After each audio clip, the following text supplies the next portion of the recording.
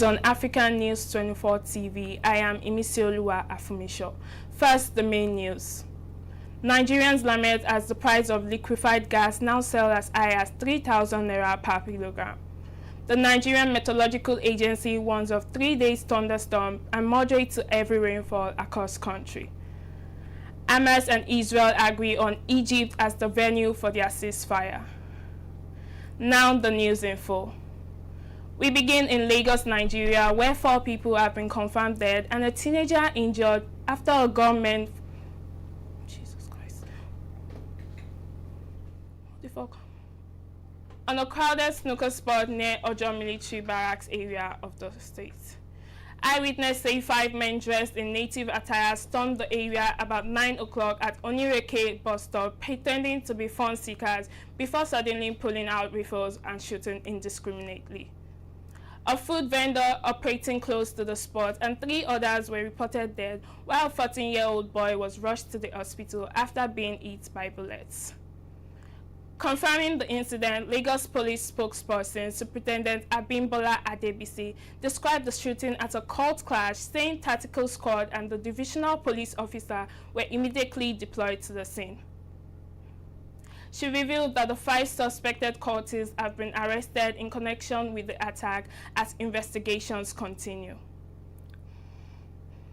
For those Nigerians who hate the sound of thunderstorm, they may need to take indoors between Monday and Wednesday. This is due to a warning by the Nigerian Meteorological Agency, NIMET, which warns of thunderstorm and heavy rains expected across the country. The agency says the condition could trigger fresh floods in several states.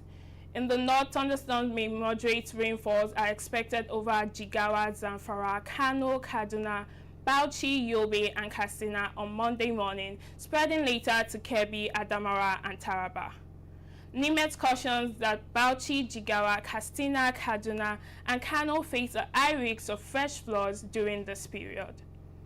Central states including Niger, Benue, and Federal Capital Territory Plateau and Nasarawa will see cloudy skies with lights of moderate rainfall, with Plateau flagged as partially vulnerable to flooding. Down south, rains are forecast in Ondo, Imo, Abia, Enugu, Ebonyi, Adamawa, Edo, Delta, Bayelsa, River, Cross River, and Akwa Ibom. On Tuesday, northerners may experience sunny skies with patches of cloud, but rainfalls persist in Adamawa, Taraba, and surrounding states. By Wednesday, sunshine with thunderstorms will again affect the north, where the central region sees cloudy skies and rainfall. Southern states such as Ebonyi, Akwa Ibom, Rivers, Cross River are expected to face heavier rains later in the day. NIMET is urging residents in flood-prone areas to remain vigilant, avoid during rainfall, and secure properties against strong winds.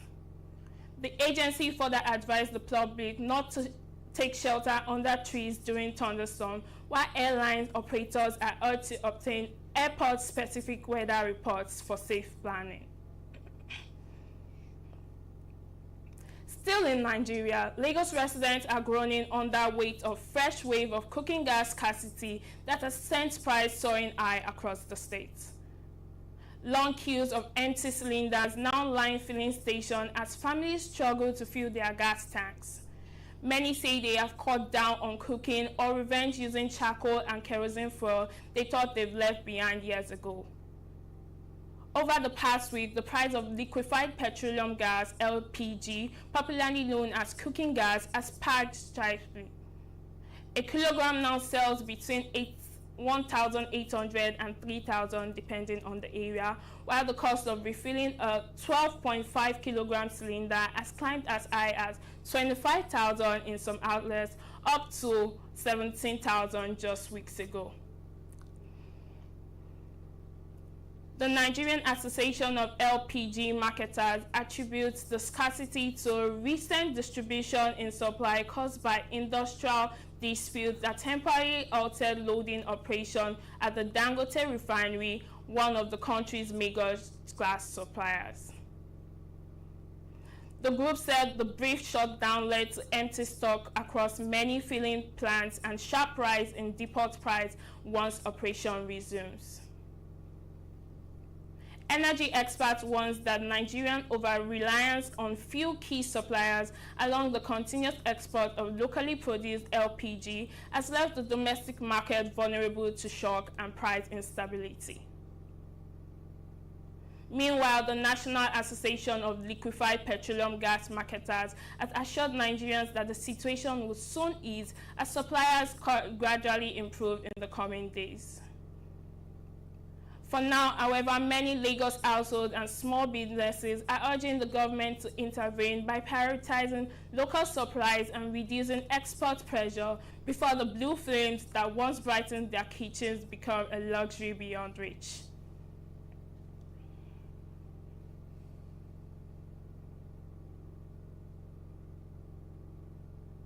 This morning, I just saw a lot of crowd, so I was like, maybe why the crowd is here is that maybe because it's cheap.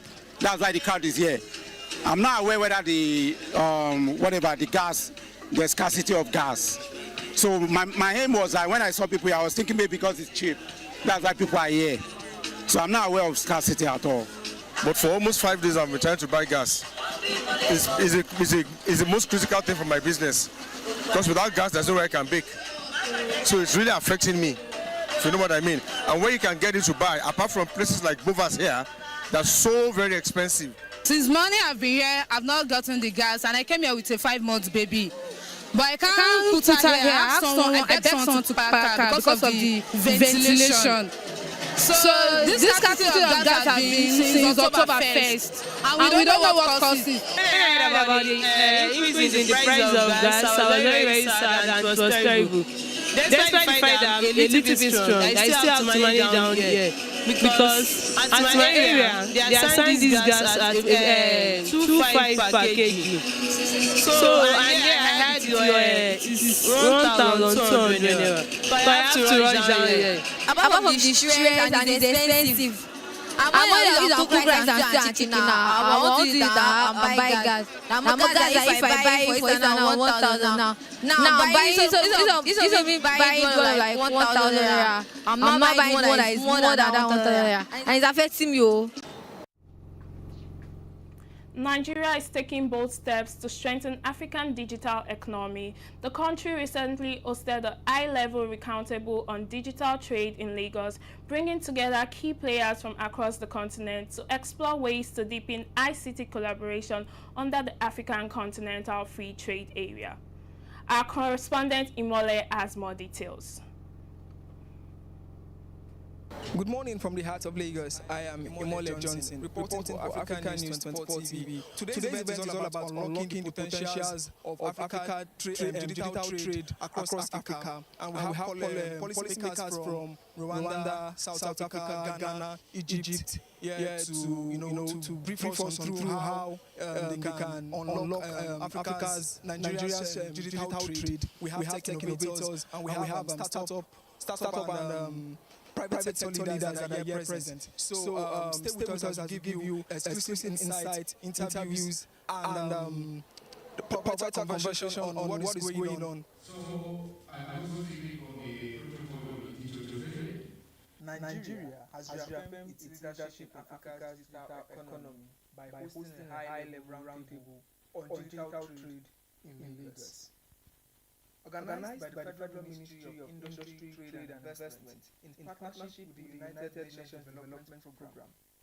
The forum explored opportunities under the African Continental Free Trade Area digital trade protocol to strengthening cross-border ICT collaboration.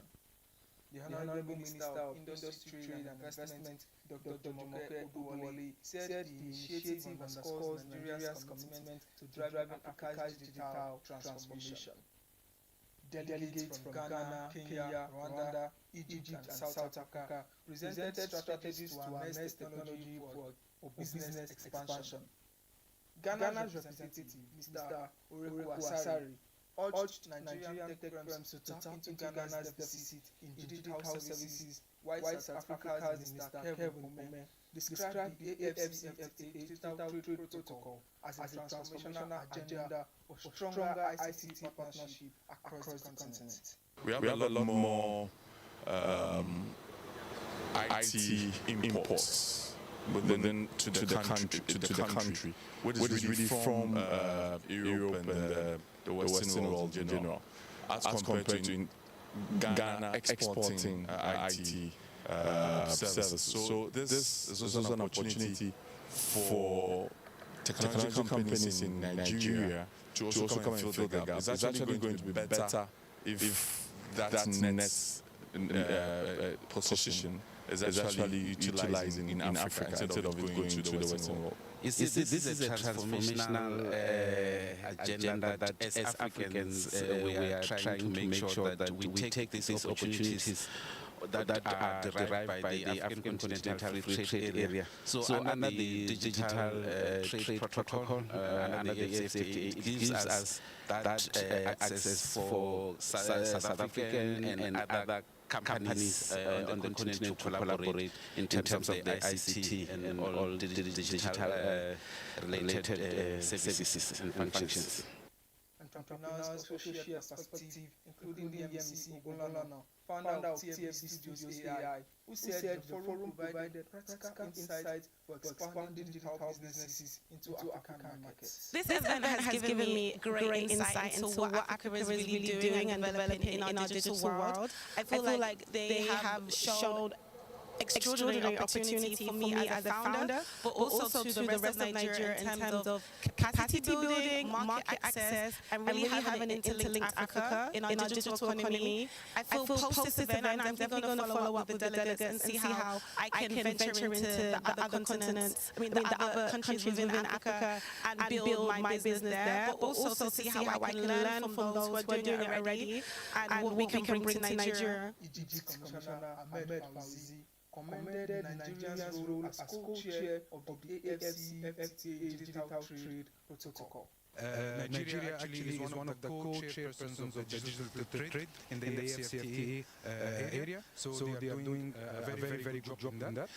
This workshop has enabled us, the countries present, to know each other more, to know the landscape in each country, how we can cooperate more in each other. And yesterday we came out with a communique that explains what we want to do, what was the foundings, and what we want to do in the future. The roundtable closed with interactive sessions and networking opportunities, highlighting Nigeria's position as a hub for regional cooperation in Africa's digital economy. Delegations from Israel, ARMS, and the United States are meeting in Egypt today for ceasefire talks aimed at ending nearly 2 years of war in Gaza.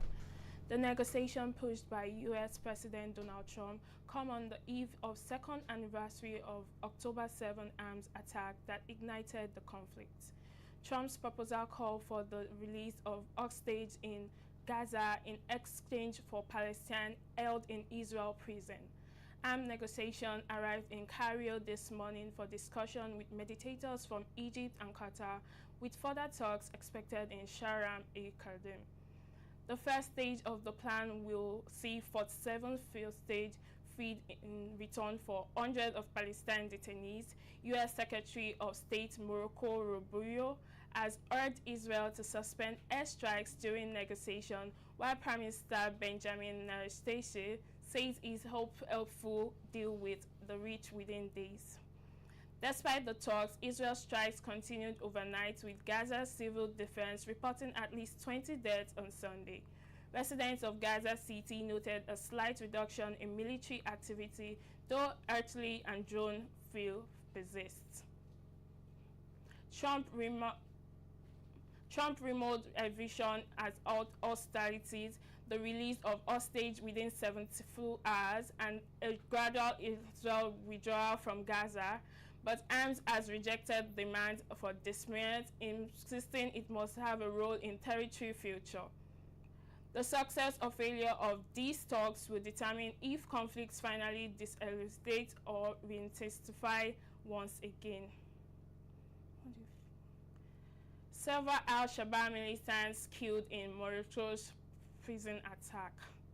Several al-Shabaab fighters have been killed after storming a high-security prison in Somalia capital, Mogadishu.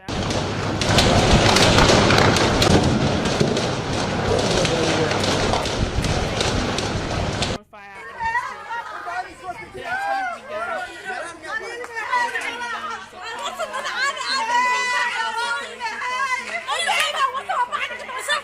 The attack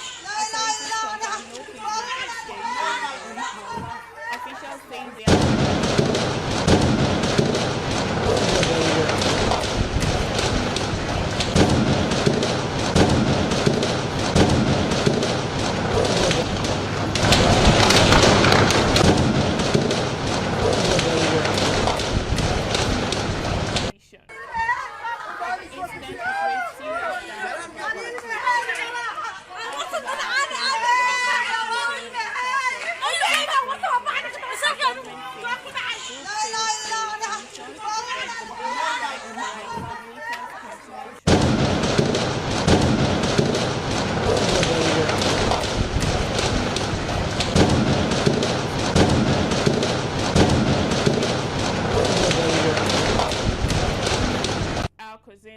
Islamic boarding school in Sadra, Elja province, where piles of concrete caved in on hundreds of people, mostly teenage boys.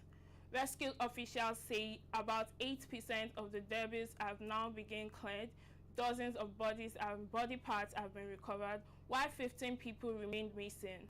Authorities warn final throw could rise further.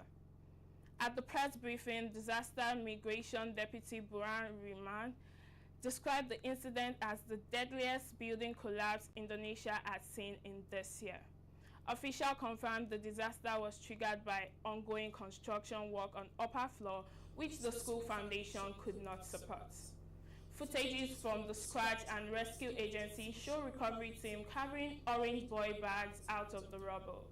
As the country continues to mourn, officials say operations are expected to complete by the end of Monday. Data from Indonesia's Ministry of Religious Affairs show that there are 42,000 Islamic boarding schools nationwide. However, only 50 are reported to have poor building permits, raising fresh concerns about safety and regulation. Tanzania opposition leader Tundu appeared in court in Dar es Salaam today, facing treason charges just weeks before national election. Those who finished second in the 2020 presidential race was arrested in April after prosecution accused him of urging the public to rebel and dispute the upcoming poll. He denies the allegation, calling them political motivation. His party, Chadem, has already been banned from contesting the October 28 vote, leading President Salam Sahmu Hassan with little opposition. The court has banned live coverage of the trial, which is expected for last several weeks. Rights groups warned the case could deepen political tension as the country heads to the poll. Louis, a survivor of the 2017 assassination attempt, remains a powerful symbol for Tanzania's opposition movement. Kenya houses crisis has deepened, forcing thousands of families onto the streets of Nairobi. From children to the elderly, entire households are now living on makeshift shelters on open pavements, and homeless rises sharply across the capital. The crisis has been driven by unaffordable rent, widespread poverty, and demolition of homes in flood-prone areas. While the government insists the demolition of homes are necessary, safety and development critics say they have been carried out without proper notice or relocation plans, leaving many with notion to turn. Humanitarian group warned the situation is fast becoming an emergency. Agencies including UNABITA are calling for urgent investment in affordable housing and immediate assistance to displaced families. While nearly 4 in 10 Kenyans living below the poverty line, the shortage of safe and affordable houses has become a national crisis. Rights organizations are urging the government to suspend forced eviction until adequate alternatives are provided. For now, thousands of Nairobi's most vulnerable residents remain exposed and uncertain as the city faces growing pressure to find lasting solutions to its housing emergency.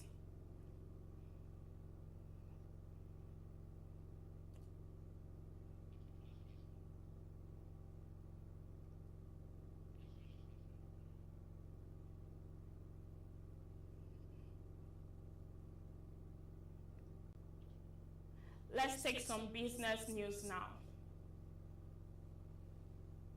Oil prices are on the rise again following a new decision by the Organization of Petroleum Exporting Countries Plus, the group leading oil production nation. This week, OPEC Plus announced a modest increase in oil production. The group announced it would raise oil production by 137,000 barrels per day in November, which is seen as a modest increase mirroring the same step taken in October.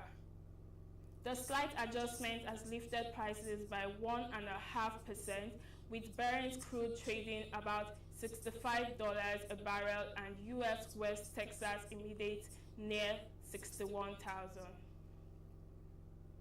Analysts see this decision as a signal to the world that OPEC Plus still intends to control the rhythm of supply and demand, carefully balancing between sustainability and opportunity in the oil sector. But behind the scenes, the alliance faces internal pressure as some member countries are struggling to meet their quotas, facing old infrastructure and reduced investments.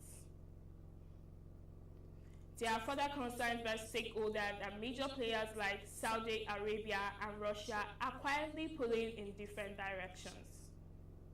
One is eager to increase output and reclaim market shares, while the other is urgently restrained while dealing with sanctions and economic strain.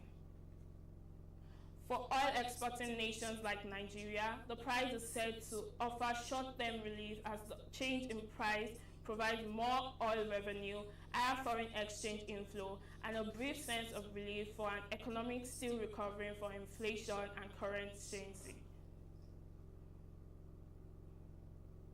But in this bid, experts warn that the relief might be short-lived, noting that the global demand could weaken towards the end of the year and new supplies could enter the market, putting fresh pressure on prices again. For now, OPEC Plus is working in fine line, trying to steady the energy market and trying to keep both producers and consumers satisfied. France is once again in political economic uncertainty following the sudden resignation of Prime Minister Sébastien Lecornu. This development, some say, has sent showcase through Paris, rattled investors' confidence, and has triggered a sell-off in French assets. According to Reuters, French financial markets fell sharply on Monday after Prime Minister Sébastien Lecornu resigned just weeks after his appointment into office. France's main stock market indication, the CAC 40 index slipped by more than 1.5%, with banking shares among the biggest losers. Reports have shown the major lenders such as BNP Paribas, Société Générale, and Crédit Agricole dropped between 4 and 5% as investors reacted to growing political instability. Bond yields are also on the rise, pushing the spread between French and German government debt to its widest level in the months. Analysts say this reflects rising concerns over French fiscal direction and the ability of its government to maintain stability. The euro is not left out, falling to around $1.17 as traders move towards safer assets. Economics warn that this crisis could complicate efforts to finalize the 2026 national budget and slow investors' activities across the Eurozones. For now, President Emmanuel Macron faces the difficult task of appointing a new prime minister or calling fresh elections, both decisions that could further test the political market confidence in France. Let's go on a quick break now. When we return, Fawaz Akoshile will take us through entertainment stories. Go.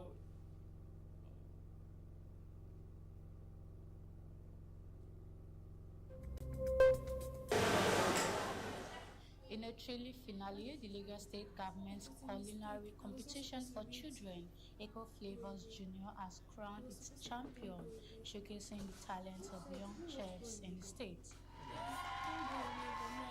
10-year-old Oluwatipere Chaimabi has emerged as the winner of the Eco Flavors Junior Culinary competition, winning a 3 million naira cash prize.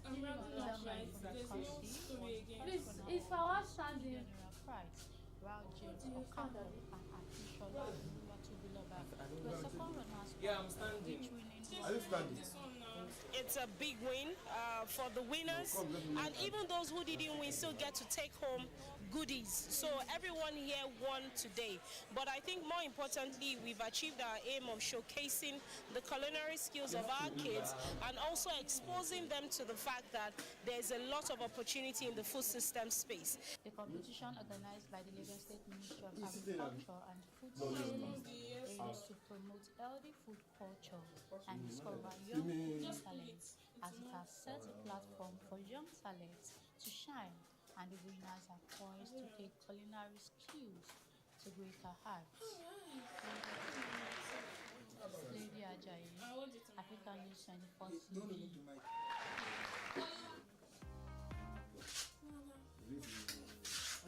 Africa faces a major challenge of dominance as leaders refuse to step down and hold on to power despite time and you will need to age loosen the them. hand of your shirt. Here are top 10 African leaders who have refused to give up leadership positions despite various challenges. 1. Tedoro Losing the hand Obiang of your of shirt. Equatorial Guinea. He gained power in 1979 and is still in power as the president of Equatorial Guinea till date, He is making reading him first, Africa's so when he longest finishes, serving he hands over to president. him immediately. 2. Paul Biya of Cameroon. He gained power in 1980 That short break as was the leading president, to you. That was the and at the original age of arrangement 92, until has reportedly some declared his interest to run for another term during Cameroon's So when next presidential poll. Fawaz is coming now, and He we gained need to power also in you need to also 1980 mic. after seizing a You true need to also rebellion, and mic has served as the Imole, ninth and because current once Fawaz is president done, of Fawaz Uganda leaves the since stage, then. so we can 4. return Denis the mic. Asonge of the Republic of Congo. He gained power in 1997, and before then, has served as the president between 1979 to 1992. He passed the new constitution in 2015, which enabled him to stand for another term in 2016 and 2021 presidential elections with a majority in the first round. 5. Paul Kagame of Rwanda, a politician and former military officer. He gained power in 2000 after leading the Rwanda Patriotic Front. 6. Isaiah Afrik of Eritrea is a politician and leader who gained power since independence in 1993 as the president of Eritrea and the former chairman of the People's Front for Democracy and Justice since 1994. 7. Ismail Omar of Djibouti. He gained power in 1999 as the president, making him the head of state and head of government of the Djibouti and the commander-in-chief of the Djibouti Armed Forces. He's been there up to date. 8. Foran Asingbe of Togo. He gained power in 2005 after his father's 38-year rule and is no longer in power as of May 3, 2025, after he was succeeded by Jane Lucian as the first president of the Council of Ministers, while the role of president became ceremonial. 9. Alassane Ouattara of Ivory Coast. He gained power as the president since 2010 with controversial re-election bids, but he remains the president of Côte d'Ivoire till date. 10. Ali Bongo of Gabon. He is a politician and dictator. He was the third president of Gabon from 2009 until he was deposed in a coup in 2023. He ruled for 14 years after succeeding his father's 42-year reign.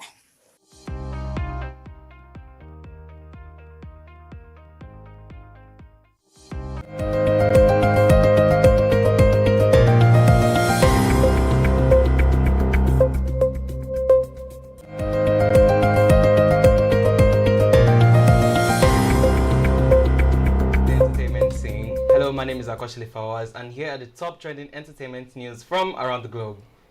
Imisi Ayowale on Sunday was announced as the winner of the Big Brother Naija Season 10 reality show. As the winner, she's to take home 80 million naira as a sole prize and 150 million as a general cash prize, with the finale brewing with tension and excitement from both the audience and the fans. She won with 42.8% of the votes, followed by Dede with 15.94%, Coin with 15.23%, Sultana with 7.94%, Kola with 5.48%, Jason J with 4.84%, Mensa with 3.54%, Isabella with 3.0%, and K Bobo with 1.72%. Imisi, with her fan base Ijoba 606, is known for her outspoken and honest nature, which kept her in the leading role, beating strong contenders like Dede, who finished as a first runner-up, as well as Koyin, Kola, Isabella, and K Bobo. She became a fan favorite with her fun, witty, and strategic style of the game. The end goal for her was to win, which came as no surprise to the fans and the audience. She joins the list of other Big Brother Naija winners, Messi, Lakon, White Money, and many more. Congratulations to her.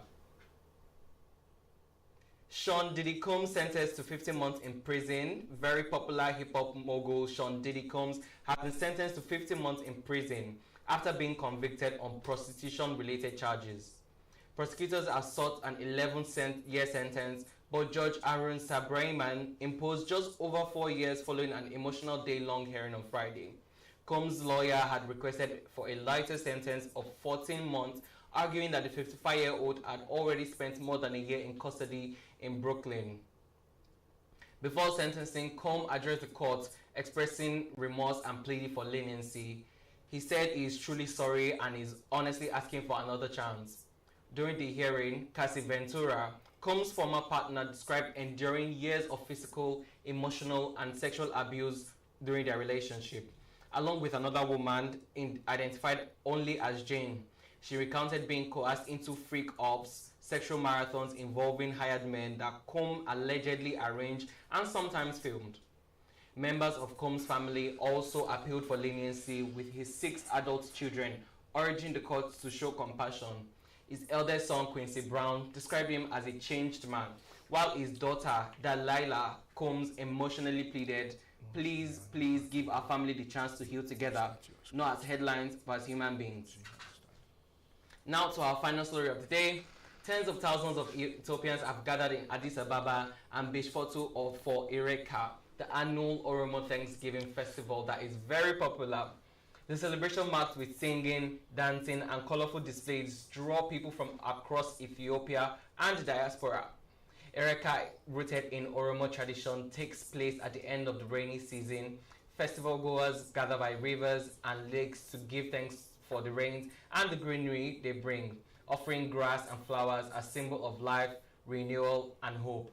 The event has become a global attraction, welcoming international visitors from around the world. One attendee from Belfast described the warmth of the celebration, saying, everybody wants to say hello, everybody wants to give you a kiss and say welcome. While the festival has previously been used as a stage for anti-government protests, this year's event unfolded peacefully.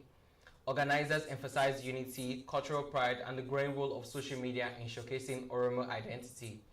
Ireka continues to grow in scale and significance, blending ancient tradition with modern celebration. It now serves not only as a spiritual thanksgiving, but also as a symbol of resilience, joy, and cultural pride for Ethiopia's largest ethnic group. That is it for today on the entertainment segment. Imole Jensen is standing by for some sports stories. Imole, over to you. Thank you, Fawaz.